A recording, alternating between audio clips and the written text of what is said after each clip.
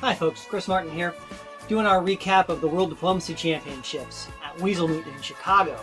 We're about to go into spring of 1903 here, and to review what happened last time, we had a couple of real game changers in the fall of 1902, primarily amongst them Chris Brand failing to order the attack on Peter Jürgen.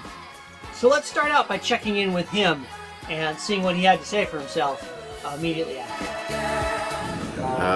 I certainly should have taken Trieste. I was changing 2 minutes to go and I was looking at the board and decided that my orders were not what I wanted them to be. I crossed out the support to Trieste and then decided I needed to write it back in and ran out of time. Oh, and that happens. All right, thank you. So there you have it. It was just a time pressure issue there for Italy. And the same thing happened to Adam Silverman in the spring of 1902. So lots of pressure there at the World Championships. You'll remember that Peter Jürgen, as Austria, was under a lot of pressure there. Andrew Goff, as Russia, had orchestrated a really well-coordinated attack against him, and it would have worked, too, if Dave Miletsky hadn't changed and moved against Goff, and if Chris Brand hadn't misordered. So let's follow Peter Jürgen and Andrew Goff's conversation as they work out what happened and what they're going to do about it now. All going to attack me? Please at least take a dodge. That was pretty awful. I had a perfect plan and they both just fucked off.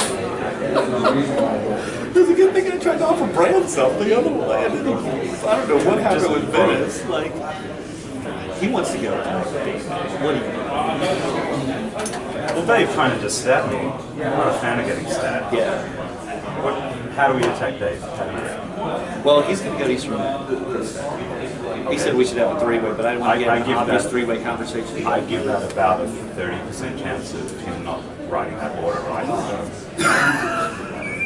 Not deciding not to. You're saying actually I'm misordering. He was all in Trieste, and then didn't get that one. Yeah. So I can cut it. Support. I could either cut it to you with Greece and then go in myself, but I don't really trust you, so I'd rather just give you a dot at this point, even if it's an alpha for spring. Like, what are you thinking? Is that fair? There's not a lot of trust in this. I know. We've got to establish. I mean, F and G are going to kill England. What I said over the board, I made a bad call. Yeah, because Dave would be great. You and I would be in good shape, and we'd be able to. You say the order's correct. Okay, fine. This is a way for me to reestablish trust. Okay, all right. You get to say what I'm going to write. I'm going to do it. You get the chance to fuck me. Okay, all right. So, Rome supports Serbia. You know, there is another case where we're going to Hungary. And that is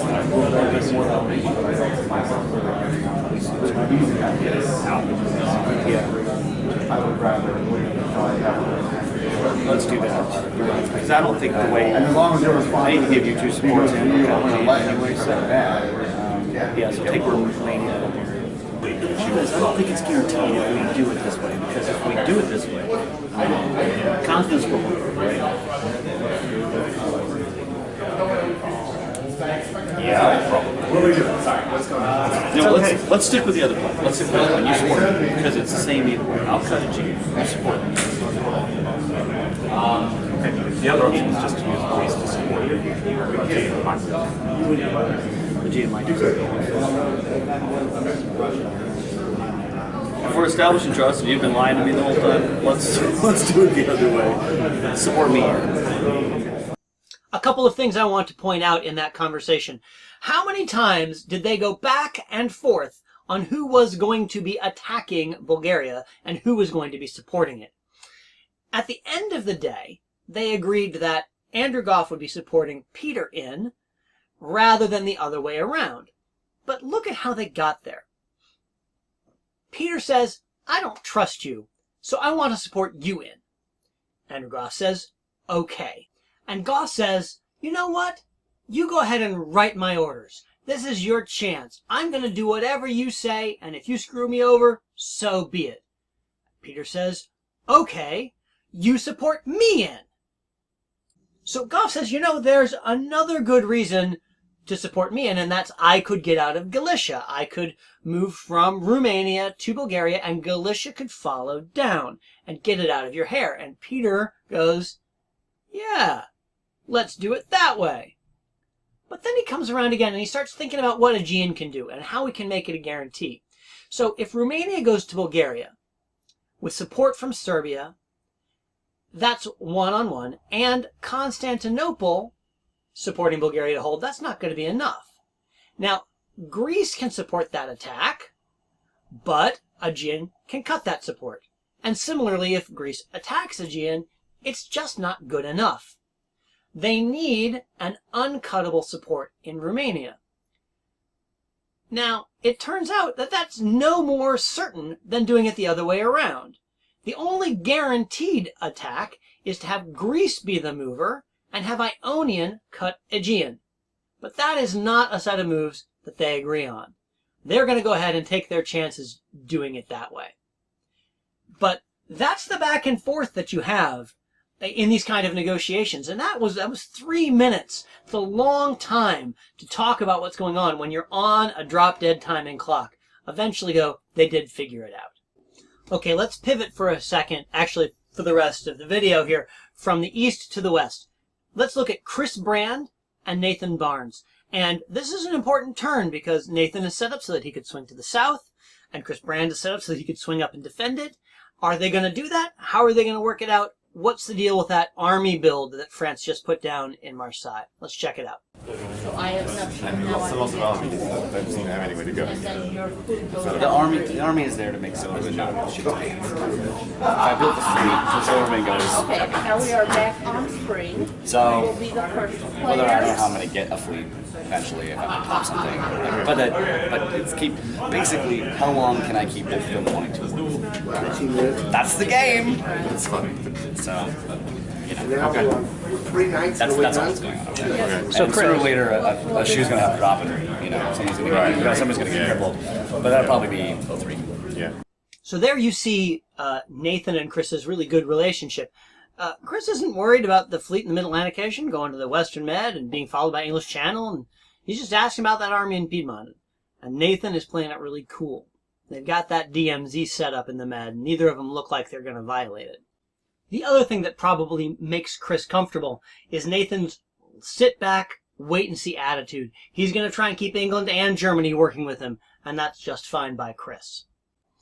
So let's now look at Doug Moore. Doug Moore's Germany. Now, in 1902, Doug Moore's Germany suffered a series of setbacks. First, in the spring, he tried to move from Denmark to Skagerrak, and he was bounced by Andrew Gough in Sweden. So he didn't move his fleets at all. He'd moved to take Belgium, but Nathan had overwhelming force, and so he backed out. Doug's in a bit of trouble here. In the fall, Adam took Skagerrak with support and forced himself in there. And Nathan took Belgium, and he's all lined up here with all these armies. So Doug is a great player. He's really experienced playing Germany. Let's look first at his negotiations with Adam Silverman and see what he does to try and talk England around, and then let's see what he does with Nathan in France. Gough invited me there. I said, okay, I need to get my fleet out. Fine, I'll do that. It's a flexible position. I may do nothing. I may next week. I might, let's talk. I want to work with you. I didn't move forward. I supported No, I was, yeah. trying to, walked out. Yes. Nathan put an army down. No one. What do you want to do? That's first and foremost. So, about that. I haven't written my down. I'll give you the vote, okay? Okay. Otherwise, what am I? I tried to work with you. I'm trying to work with you. Do you Give me some feedback. Okay, Give me that's something okay. we can Thank do you. together. Let's work together. Okay. I mean, we can go north. Well, I mean, if you're out in the Baltic, yeah, I mean, that's something we can do. I can't go to Baltic if you're because you're going to support what I support. I mean, I can't go to Baltic with you sitting this guy. Can't do And that. in terms of me taking Sweden, that's probably not something I want to say. I think they're not quite appropriate. Because then you will have all the speed. Then probably what needs to happen is for me to reposition, right, into a way where we can actually do Norway to Barons. Go Norway to Barons. Something like that is probably what needs to happen for me to go in that So, direction. step back a second away from our alliance, away from the Western Union. Observe who is moving, who's Goff is getting you to attack. Yeah, I understand. Goff is getting people to attack. Oh, Goff is doing it. No question. And you should, what we need to do is step out and say, we don't need that. No question. We need to stop that and work together. Otherwise, All right. I have no disagreement with you that I'm being told in that fight. No disagreement. so, we could keep the one person who benefits. From all of that is Goff. I got it. Yeah. Because we're not. So Doug and Adam are still kind of button heads there. Doug is really putting Adam in a tight spot here as far as trying to change the page.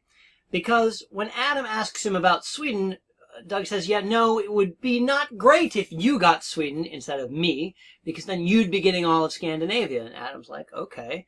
So when you look at the plan that they're talking about, it's always important that the plan be plausible, and it's not so bad, right? Norway goes to Barents, Skagerrak goes to Norway, and then they take Sweden off of Russia, off of Goth in the fall.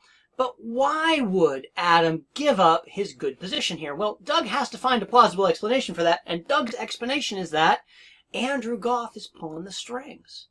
And that is benefiting Nathan, and it's benefiting Goff, and it's not going to benefit Adam in the long run. And he's suggesting to Adam that Doug is going to be a better partner for him in the long run if he can make that shift. But that's a tough sell. They have not established a great relationship so far. Let's take a look at what Doug does now with Nathan to try and get him engaged and to try and get him on board to try and do something that's going to prevent Doug from moving backwards. I could swing south. I don't want to swing. I want to see how the board lays after this season, and that loses me tempo. I hear the tempo thing is you have an R2 now. Yep. Goff and Dave are working. Yes, we do. And Goff is working with Sullivan. That is not good. No, it's not particularly good. That means that I can't hold them like this. They're going to take time. So Silverman's going to get it. And then Silverman's going to win. I'm sorry. I mean, I get to pick, and if you're not going to help me in some capacity, why, I gave you the dot, was expecting this to happen, now you're telling me you're not going to move forward, you're just going to lose. First season. Just the season. I mean, you effectively held last season. I didn't know.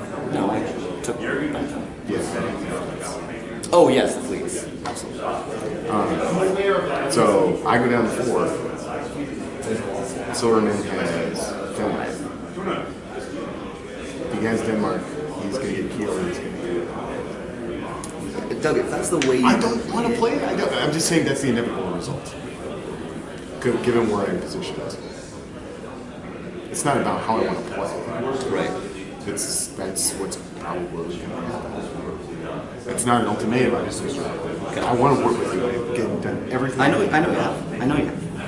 you have. From my position, really just didn't want to screw up and not have a solid place. And I know that it's not my typical style of play, but given your skill with Germany games, your skill in general, I needed to be very secure in what I did and not have that backdoor thing. I understand you did everything right. And you're in great shape. There's no backdoor. Nobody can attack you. Nobody can do anything. So that's where we came to. That's what's in my head. It's not great for you. It's not great for you in the long run. It's not great for me because you have no tempo, you have no pace. And by what we have done so far, antagonize each other, which we don't need to do. Let's stop that. But we've also given Goff and Security a huge working together relationship, which is going to, and that's not good for either one of us. So we need to factor that into this. For my money, that is some great negotiation from Nathan. In the face of this really compelling case and this really persuasive person who's trying to get him to do something, anything, he's saying, you know, look what's going to happen to me. Look what's happening here. Nathan's saying, you haven't done anything wrong. And I know this isn't good for you, but it's not really bad for me. And he says it in such a way that Doug can't really take offense at him. Now, Doug tries to paint this really bleak picture where Adam's going to get all of his dots and Adam's going to win. But Nathan's like, you know, if that's the way it goes down, okay, but not so sure. Well, that's a lot of negotiation. We really dug in here to get some detail. So let's just move right to the orders and find out what happened in the spring of 1903. Tunis to Ionian, Ionian to the Eastern Med, Venice to Piedmont, Tyrolia to Piedmont.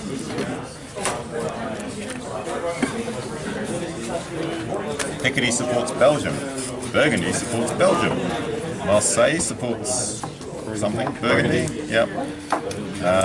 Something, MAO supports English Channel, Belgium supports Holland. Kiel to the Baltic, Denmark supports Sweden. Munich to Kiel, Ruhr supports Holland, Holland supports Belgium.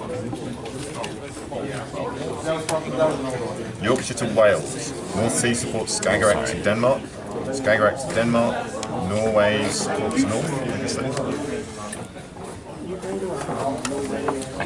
is. Serbia to Bulgaria, Budapest supports Trieste, Vienna supports Budapest, Trieste supports Vienna, Fleet Greece supports Serbia to Bulgaria.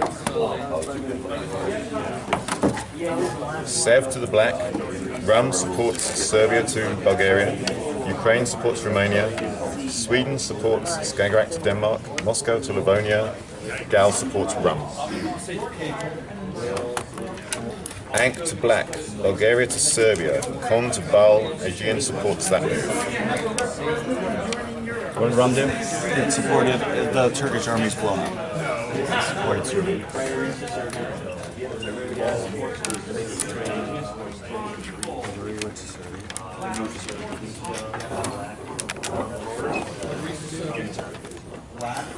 Are you the only retreat? Yes, that one. The other one was piffed. I am going to the Spring 1903 and the knives are finally out. So, in the north we have Russia helping England into Denmark. France just holds. He does exactly what he told Doug he was going to do. He sits and waits and sees. Now, Doug, he said, I can't possibly go to the Baltic Sea while you're in Skagerrak, but he does anyway. And when dislodged, he retreats to Helgoland Bight, and he says, you know what? I know who the person who's attacking me is. I'm going to take the chance that I'm going to lose Munich, even though I got an Italian unit and a French unit adjacent, and I'm going to come up here to Kiel so that I have a shot at regaining Denmark. I can at least talk about it. Russia helps Austria into Turkey, and Turkey once again tries to take Romania, with once again Austria not giving promised support. This time, it does work that Austria gets into Bulgaria. However, he does not follow up. He keeps his 3 units in his home centers here. He doesn't come down to Serbia to provide an extra measure of support for that, for the next turn. But Bulgaria is destroyed. Italy rolls on into the Eastern Med and protects Piedmont. So, Moscow, Livonia, what's going on with that? What is Andrew Goff doing there? He wants to go north, but didn't want to go through St. Petersburg. If he got dislodged from Sweden, he'd be able to support himself back into St. Pete. I don't know what's going on with Livonia. It doesn't seem like there's a lot of tempo to be gained from moving there. But to be fair, he wasn't going to be able to move south. So, he did something with it rather than hold. That is the spring of 1903. Thank you very much for taking all this time with me. We'll come back for the fall of 1903 in our next video. Until then, have a good night.